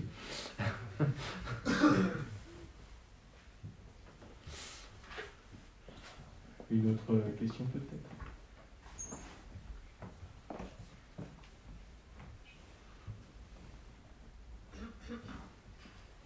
Excusez-moi, j'ai un peu la voix cassée. J'aurais plusieurs questions. J'ai fait ma petite liste. Il faut savoir que je suis en études, enfin, je suis pas à l'ECE, je suis dans une autre école du campus qui est une école de communication. Et donc j'étais très heureuse que vous soyez là pour parler de ce sujet-là, mais aussi un peu de la télévision en particulier, en général. J'avais une question sur en fait l'avenir un peu de la télévision, dans le sens où je voulais vous demander si vous, à TV5 Monde, vous aviez des projets pour peut-être développer ce média, etc. Avec les réseaux sociaux et le numérique, c'est quand même quelque chose qui... Enfin, c'est un média qui reste puissant, mais qui perd de sa puissance. Donc déjà, j'ai cette question-là, si vous avez une réponse, merci beaucoup. Oui, bien sûr, vous avez raison. Bien sûr, on est très présent sur les réseaux et sur tous les supports numériques. Et on a lancé, il y a un an, parce qu'on est très conscient de ce que vous formulez, on a lancé il y a exactement 13 mois maintenant, la première plateforme francophone mondiale et gratuite, qui s'appelle TV5 Monde Plus, parce qu'on est très conscient de la plateformisation de la diffusion aujourd'hui, et notamment pour toucher les publics qui ont tendance à ne plus regarder la télévision traditionnelle, à s'informer uniquement sur les réseaux sociaux et se divertir sur les plateformes. Grosso modo, le public la moins de... C'est vous, quoi. Voilà. Je le sais. J'ai 2 fils qui ne regardent jamais la télé. Et en même temps, si derrière votre question, il y a est-ce que la télé est morte ou est-ce qu'elle est obsolète, la réponse c'est oui, mais c'est non. D'abord parce que tout le monde n'est pas exact, même dans un univers mondialisé, tout le monde n'est pas à la même heure, et le développement n'est pas le même entre la République centrafricaine et la Corée du Sud. Donc tout le monde n'a pas accès, par exemple, en Afrique, tout le problème de tout ce qui est numérique en Afrique, c'est le coût très élevé de la data, on a donné. Les opérateurs nous répètent sans cesse, non mais dans 2 ans, 3 ans, tu verras, ça sera réglé, etc. Mais ça fait 10 ans que j'entends ça. Donc déjà, il y a cette problématique pour l'Afrique de la donnée, et la plupart des Africains, d'ailleurs, téléchargent quand ils sont en ville ou quand ils sont dans des administrations, c'est-à-dire quand il y a du bon réseau, du bon Wi-Fi, etc. Et ensuite regardent hors ligne quand ils sont chez eux, parce que voilà, ça coûte très cher, et puis surtout il n'y a pas du bon Wi-Fi partout, même dans les capitales, pas dans tous les quartiers. Et d'autre part, beaucoup des contenus, pas tous, mais beaucoup des contenus en fait qui sont consommés sur les réseaux sociaux, voire sur les plateformes, sont créés par des chaînes de télévision à l'origine. Alors c'est plus sur leur support qui sont regardés, mais si les chaînes de télévision n'étaient pas là pour les produire, ils n'existeraient pas pour beaucoup. Et puis, j'ai une intuition, alors tout le monde n'est pas d'accord avec moi, mais c'est ça l'intérêt de la vie, c'est qu'on ne soit pas d'accord, pourvu qu'évidemment on ne se foute pas sur la gueule parce qu'on n'est pas d'accord, mais juste qu'on échange et qu'on débatte. Moi, mon intuition, c'est que les plateformes vont devenir en fait généralistes comme le sont la plupart des chaînes de télévision. Qu'est-ce qui me fait dire ça? C'est que Amazon Prime diffuse la Ligue 1 de football. C'est pas censé être ça leur business au départ. Au départ, les plateformes américaines, chinoises maintenant, qu'est-ce qu'elles faisaient? Elles diffusaient des séries télévisées, des films de cinéma, un peu d'animation et des documentaires. Mais elles n'allaient pas dans ce qu'on appelle les programmes de flux. L'information, le sport, le divertissement, les talk-shows, etc. Moi, j'ai tendance à penser qu'elles vont y aller. La première fois où ça m'avait fait comme ça, c'est quand Netflix avait été l'unique diffuseur de Springsteen on Broadway. Donc le show que Bruce Springsteen donnait sur Broadway. Donc ils avaient attendu le dernier jour de la dernière représentation pour diffuser, mais ils avaient dit quelque chose qui est du langage de la télévision. Ils avaient dit vendredi temps à 20h, première mondiale, exclusive, Springsteen on Broadway. Là, tiens, là déjà on va dans la captation de spectacles et puis dans l'événementiel. Alors évidemment, à la télé, c'est juste une fois éventuellement en replay, Alors que là, vous pouvez le regarder pendant les 5 années qui viennent, quand vous voulez, à l'heure que vous voulez. Vous en regardez 10 minutes, vous reprenez 3 jours après au même endroit, etc. C'est formidable. Mais donc, en fait, la plateforme, c'est l'effet longue traîne de la télévision, d'une certaine façon. Mais avec la Ligue 1 de football sur Amazon et des gens qui achètent les Jeux Olympiques dorénavant pour après ceux de Paris, ceux de 28 à Los Angeles, ils sont sur les droits mondiaux sont chez National Geographic. Qu'est-ce qu'ils vont faire de ça? Ils vont le plateformiser vraisemblablement. Donc voilà, moi c'est mon intuition, c'est que les plateformes vont se transformer en chaînes généralistes. Peut-être pas toutes, il en restera des spécialisées, mais comme il y a des chaînes spécialisées qui sont des chaînes uniquement musicales, ou des chaînes de sport, ou des chaînes d'infos, ou des chaînes pour enfants. Désolée, je vais juste répondre rapidement à ça. Je vais créer une discussion, désolée, rapidement.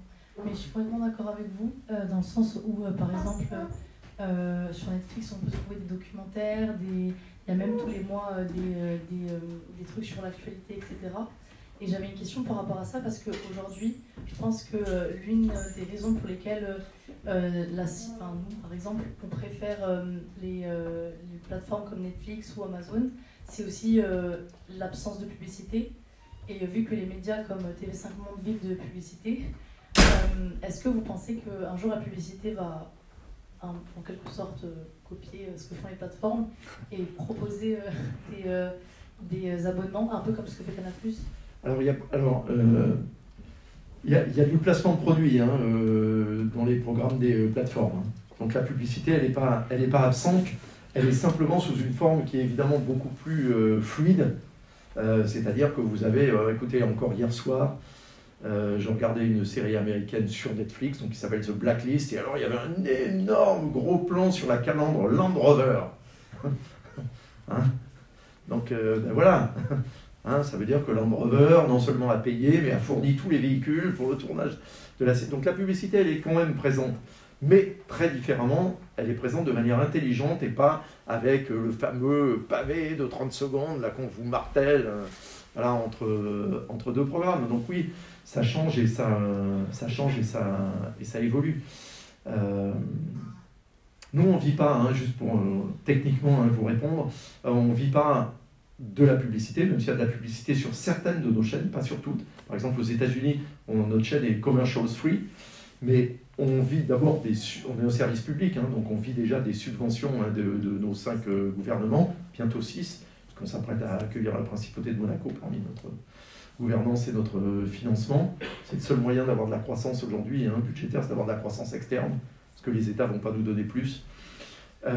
Et on vit aussi des revenus de distribution de nos chaînes dans tous les marchés où les chaînes sont payantes. Donc c'est tout le continent asiatique, tout le continent américain et une partie de l'Europe, surtout l'Europe du Nord, Pays-Bas et l'Europe scandinave. Mais tous les modèles changent, oui. Aujourd'hui, bien sûr, tous les modèles sont en train de changer. Et surtout, ce qui va changer, c'est que, si vous voulez, en fait, on est passé du modèle... Les médias, ils sont construits sur le modèle des années 60, qui était le modèle de broadcast, c'est-à-dire la diffusion au plus grand nombre, d'un programme unique à tout le monde. Maintenant, on arrive à l'heure de l'ecocast, c'est-à-dire que la diffusion, elle est ciblée pour chacun d'entre nous.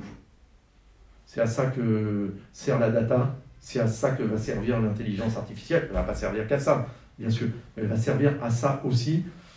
Déjà les algorithmes, c'est ce qu'ils font. Nous, notre plateforme, par exemple, moi avec mes collègues à TV5 Monde, quand on se branche sur TV5 Monde Plus, on n'a pas les mêmes... c'est pas les mêmes programmes qui nous sont proposés, puisqu'ils sont instruits de notre consommation précédente, et donc en fonction de ce qu'on a regardé avant, on nous propose autre chose de différent. Et la publicité, pour revenir à ça, elle s'adapte à ça aussi. Elle fait de l'ego-casting d'ailleurs. Alors je ne sais pas si vous regardez les matchs de football, ou le sport d'ailleurs en général, mais vous avez vu peut-être dans les stades, maintenant il y a de la publicité virtuelle. C'est-à-dire que les gens qui sont dans le stade ne le voient pas, mais ceux qui regardent à la télé voient parce que c'est des projections qui sont faites en post-production a posteriori. Donc voilà, tout s'adapte. Le truc, c'est qu'il n'y a rien qu'un billet vert ne puisse pas acheter.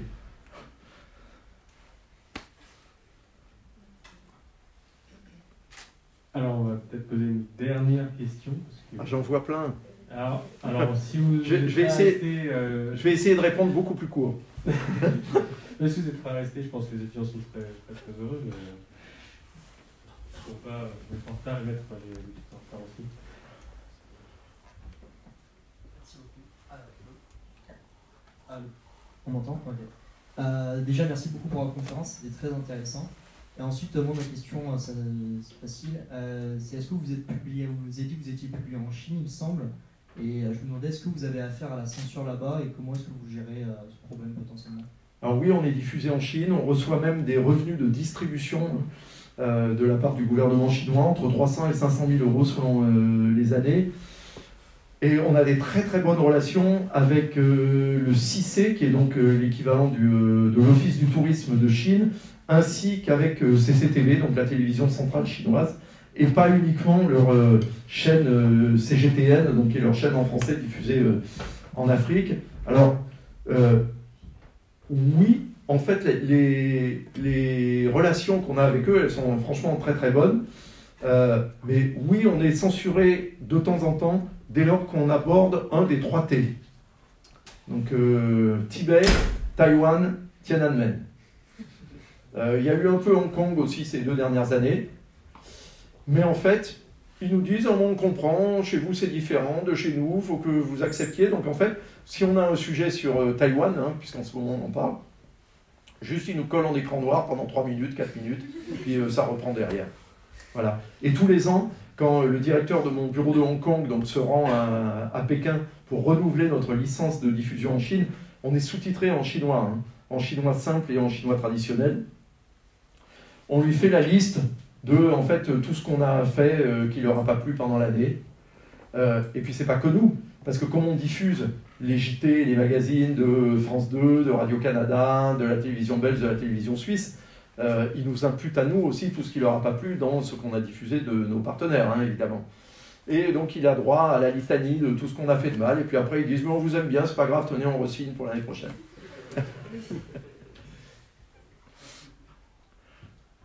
Il y avait une question, ouais. Bonsoir. On m'entend? Ouais. Ma question c'est un peu une question précédente concernant votre avenir. Vous nous aviez dit que vous étiez diffusé à peu près partout dans le monde, vous appartenez au service public. Moi je me demande tout simplement quelles sont vos réelles perspectives d'évolution en tant que chaîne, à proprement parler, ou même vos aspirations futures. Alors écoutez, aujourd'hui on est présent de manière vérifiée et vérifiable dans 4,3 millions de foyers dans le monde, donc partout sur la planète. Quand je suis arrivé il y a 9 ans, on était dans 212 millions de foyers, donc on a quasiment doublé en 9 ans ce qu'on appelle notre reach, notre diffusion. En tous les cas, on était à 30 millions de téléspectateurs, on est maintenant à 61 millions. Donc nos perspectives, elles sont toujours en expansion. Je vous dis, on va faire rentrer la Principauté de Monaco dans notre financement et notre gouvernance pour avoir justement un peu plus de moyens, puisque les États actuels sont un peu impécuniés, pour nous en tous les cas, parce que pour d'autres, il y a de l'argent. Mais pas pour le service public télévisuel. Et non, on a des perspectives, on continue. Alors notre forte croissance, elle est en Asie. Beaucoup, croissance importante en Inde. Et puis on est en train de regagner beaucoup de positions en Iran, en Irak et en Syrie en ce moment. Donc c'est vraiment là où on a de la croissance. Et pour tout vous dire, et on va lancer dès que j'aurai la manne monégasque à disposition. On a une chaîne enfant qu'on a lancée pour les 4-13 ans, une chaîne ludo-éducative qu'on a lancée aux États-Unis en 2012, puis en Afrique subsaharienne en 2018, où elle a trouvé immédiatement 20 millions de jeunes téléspectateurs, sans un rond de marketing parce qu'on n'en a pas. Et on va la lancer sur l'ensemble du monde arabe, donc du Maroc au Golfe Persique et à l'Irak. J'espère d'ici le début de l'année, janvier ou février.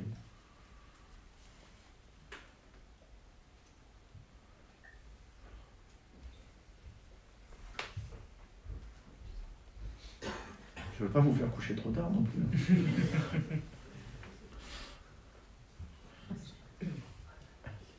En tant que directeur général d'une entreprise comme ça, quels seraient les aspects du management nécessaires à maintenir une boîte telle que la vôtre? Vous voulez dire socialement? Socialement, et comment travailler avec vos personnels, vos journalistes, afin de mener à bien ce projet-là de promouvoir la culture et de toute la chaîne télévisée dans le monde entier? Alors, c'est pas facile dans le contexte actuel, où d'abord on a été obligé il y a 2 ans de faire le premier plan de licenciement économique dans l'histoire de l'entreprise, qui existe depuis le 1er janvier 1984. Donc c'est pas facile, on est dans un système de grande tension sociale en France. C'est compliqué. C'est compliqué. On a évidemment, alors vous avez suivi les gilets jaunes, la grève des transports, évidemment la pandémie, avec toutes les conséquences de la pandémie. Aujourd'hui, si on est en train de négocier l'accord sur le télétravail, et c'est compliqué. Moi, je suis très favorable à l'idée du télétravail, mais à la télévision, c'est un peu plus difficile que dans d'autres activités. Je veux dire, il y a des aspects, évidemment.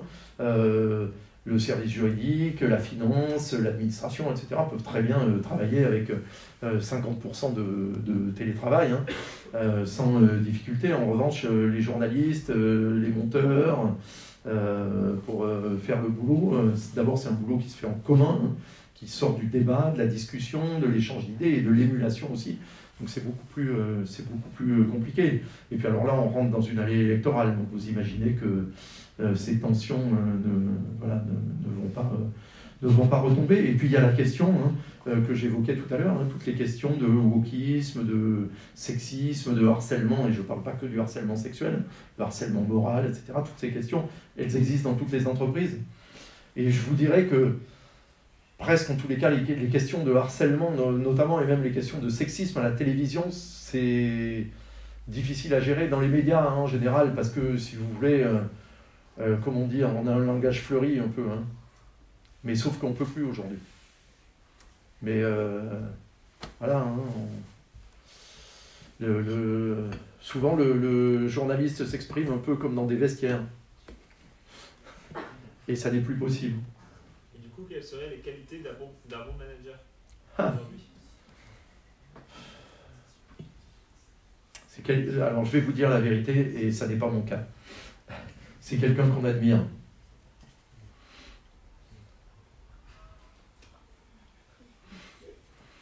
Je veux dire, moi on m'admirerait pour un certain nombre de choses, mais vous savez, en fait, la vérité, c'est que c'est très facile de se faire aimer et d'avoir la paix sociale. Il suffit de distribuer des augmentations à tout le monde tout le temps. C'est super facile. Juste quand on vous retire tous les ans de l'argent à votre budget, c'est beaucoup plus difficile à faire. Et donc c'est beaucoup plus difficile de se faire aimer ou de faire accepter même ses décisions. Après, il faut essayer d'être juste. Je vais vous dire, parce que je vais répondre sérieusement à votre question. Ce qu'il faut, c'est pouvoir justifier toutes ces questions par une logique. Et faire comprendre que c'est dans l'intérêt de l'entreprise et qu'il n'y a jamais un poids, deux mesures. Si vous laissez entendre qu'il puisse y avoir un poids, deux mesures quelque part, votre crédibilité est foutue, et donc ça devient très très difficile de manager des équipes. Mais aujourd'hui, ce qui est difficile, c'est alors vous êtes une nouvelle génération. Ce qui est difficile, c'est effectivement, c'est de faire travailler ensemble des équipes de gens qui ont mon âge, avec des gens qui sont des digital natives, et pas uniquement techniquement, c'est culturellement, les faire travailler ensemble, parce que c'est pas le même rapport au travail, c'est pas le même rapport à l'engagement dans une entreprise, c'est pas les mêmes objectifs dans la vie. Moi, je suis d'une génération, mais moi, j'aurais payé pour faire les métiers pour lesquels on m'a payé. Il ne me serait jamais arrivé de compter mes heures ou de me plaindre d'avoir travaillé toute la nuit ou tout le week-end, etc. Mais le monde n'est plus comme ça et je comprends bien pourquoi il n'est plus comme ça. Mais c'est difficile de faire travailler des générations aussi différentes ensemble. Alors, il va y avoir une dernière question. Je vais bien te passer le micro, mais comme tu as déjà parlé, c'est avec quelqu'un d'autre peut-être. Sinon, je te passe le micro. Voilà. Ce sera la dernière, puisque même si c'est passionnant... Oui, on va être enfermé dans le bâtiment, c'est ça? Passer la soirée ici, sinon les gens peuvent pas. Bonsoir monsieur. Je vais revenir sur... donc on avait dit que TV5 Monde avait pour ambition quelque part de promouvoir entre guillemets la culture française, la montrer au monde. Vous disiez aussi que, ce qui était très intéressant, l'un des vecteurs finalement aujourd'hui par rapport à avant de la propagation, du partage de la culture, tout ça, ça se passait plus des jeunes vers les aïeux que avant des parents par exemple qui partageaient leur culture avec les enfants. On voit aussi que TV5 Monde, enfin la télé en général, finalement elle touche les générations au-dessus des nôtres. Est-ce qu'au long terme finalement il ne faudrait pas finalement se réadapter est-ce que l'ambition de TV5 Monde finalement à très long terme finalement quand nos générations auront grandi, est-ce qu'il ne faudra pas se réadapter dans ces moyens de partage de la culture et est-ce que la télévision finalement pour cet objectif particulier ne sera plus obsolète finalement? Alors, vous avez raison à peu près dans tout ce que vous dites, sauf sur une chose, c'est pas que la culture française, c'est la culture francophone. Alors, la culture française aussi, mais aussi belge, suisse, canadienne, africaine, etc. Alors, ce que vous soulignez, c'est la raison pour laquelle on est très présent sur les réseaux sociaux. On est en train de passer en partenariat avec Brut Afrique, par exemple, en ce moment. C'est la raison pour laquelle on a lancé cette plateforme. Mais sur le fond, vous avez raison. Je vais vous dire, en fait, la question que vous posez, elle ne concerne pas du tout que TV5 Monde. En fait, elle concerne tous les médias traditionnels. Et au-delà du service public, même dans le privé. La raison pour laquelle on a autant de mal à vous toucher, et à toucher y compris ceux qui sont encore plus jeunes que vous, parce qu'il y en a, c'est en partie, je pense qu'il y a deux raisons fondamentales. Il y en a une, c'est parce que c'est pas vous qui êtes aux commandes, et que donc d'une certaine façon, on devrait passer la main à des gens plus jeunes que nous, qui parlent la même langue. Parce que, et ce qui nous empêche, nous, de le faire, alors, c'est le cas en France, mais c'est un modèle qui est répercuté partout dans le monde, c'est que, parce que finalement, moi je crois que c'est pas tellement une question de fond, je pense que c'est une question de forme. C'est-à-dire que si vos préoccupations, c'est les mêmes que celles des générations précédentes, les êtres humains, c'est des êtres humains, c'est pas parce qu'on a inventé Internet et les jeux vidéo que les êtres humains ont changé fondamentalement. En revanche, ce qui a changé, c'est la forme. C'est la manière de parler, c'est la forme d'expression, c'est voilà. Et nécessairement, la forme d'expression que vous utilisez, vous, et je dis votre génération, vous ici, vous êtes une élite, mais vos collègues qui ont votre âge, mais qui sont dans la rue, qui n'ont pas votre niveau d'éducation, etc. C'est eux qu'on perd aussi. Et la forme de votre expression est une transgression par rapport aux normes des générations précédentes. Et ce qui nous empêche, nous, de parler comme vous, de s'exprimer comme vous, avec la même forme que la vôtre, et d'ailleurs de vous laisser la place pour que vous le fassiez à la nôtre, pour l'instant, c'est ce mélange qui est à la fois le CSA, parce que nous, s'il y a des mots ou des expressions qu'on prononce, on est immédiatement sanctionné. c'est le monde politique qui immédiatement s'insurgera et dira « mais c'est impossible, on ne peut pas continuer à laisser dire, etc. » Je veux dire, si on met Booba au journal de 20h, hein, il va peut-être en faire un, je ne sais même pas s'il ira au bout, mais voilà. Et c'est aussi la presse, qui sert d'observateur, qui commente, qui donne son avis, qu'elle soit de droite ou de gauche, c'est pas le problème. Dans tous les cas, elle a toujours un avis, elle dit « ah, c'est pas bien, c'est pas assez chic, c'est pas... etc. » Donc, en fait, et d'ailleurs ça répond aussi à une question précédente, c'est que un des grands atouts de Netflix, c'est qu'ils peuvent faire des fictions beaucoup plus transgressives que celles qu'on peut faire à la télévision. Parce qu'ils ne tombent pas sous le coup des réglementations du CSA, justement. Et qu'il n'y a pas du moins 12, du moins 15, du moins 18, avec les sanctions qui vont avec, etc. Puisque le principe, c'est que Netflix, déjà, vous devez être abonné. Vous devez payer, sinon vous n'avez pas accès. Ensuite, il faut faire l'acte de vous connecter à Netflix. Ensuite, il faut choisir dans Netflix le programme que vous regardez. Donc, vous êtes responsable de ce que vous regardez. Alors que le problème de la télévision, c'est qu'elle est gratuite et que donc, votre petit frère ou votre petite sœur qui a 7 ans, il peut allumer la télé et tomber d'un seul coup sur une image qui va être traumatisante pour lui. C'est pour ça que nous, on est surveillés et qu'il y a beaucoup de choses qu'on n'a pas le droit de faire, que Netflix peut se permettre, Netflix et les autres plateformes peuvent se faire. Et ça leur donne un avantage incroyable, parce qu'ils ont l'air beaucoup plus modernes, ils ont l'air beaucoup plus réalistes que ce que nous produisons nous. Donc ça, c'est aussi un avantage fondamental des plateformes sur les chaînes de télévision. Même s'ils n'ont pas le droit de diffuser des snuff movies, ça ne va pas jusque-là. C'est pas ce que je veux dire, mais ils sont beaucoup plus libres, ils sont beaucoup plus transgressifs, donc ils sont beaucoup plus réels, en fait.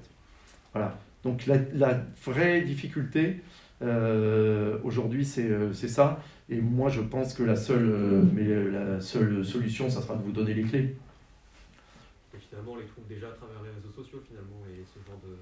Oui, alors, quand vous ouvrez les portes, il n'y a pas que des trésors. C'est ça la grande problématique. C'est que tout ce que vous voyez sur les réseaux sociaux, il y a des choses formidables, mais il y en a les 3/4 qui sont fausses et qui sont de l'influence russe, de l'influence chinoise, de l'influence, etc. Et donc des fake news qui vous met dans la tête des idées fausses. Et ça, c'est un très très grave problème de société, voire de civilisation. Et là-dessus, je vous remercie.